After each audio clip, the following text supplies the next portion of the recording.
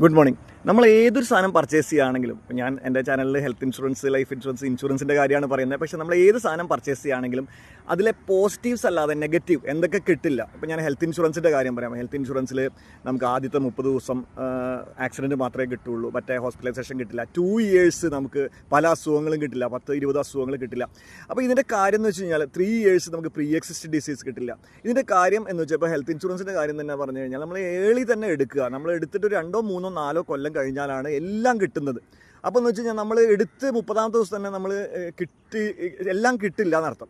അപ്പോൾ എന്ന് വെച്ചാൽ എന്തൊക്കെ കിട്ടില്ല എന്നുള്ള കാര്യങ്ങളും കൂടി നമ്മൾ ഒരു സാധനം പർച്ചേസ് ചെയ്യുമ്പോൾ, ഹെൽത്ത് ഇൻഷുറൻസ് ആണെങ്കിലും ലൈഫ് ഇൻഷുറൻസ് ആണെങ്കിലും എന്തൊക്കെയാണ് അതിൻ്റെ ഷോർട്ട് കമ്മിങ്സ് എന്നുള്ള കാര്യങ്ങളും കൂടി നമ്മൾ പഠിക്കുക. ഇപ്പോൾ നമ്മുടെ ഹെൽത്ത് ഇൻഷുറൻസിൻ്റെ ഒരു കാര്യമാണ് പറഞ്ഞത്, ഓരോ സാധനങ്ങളിലും അങ്ങനെയുണ്ട്.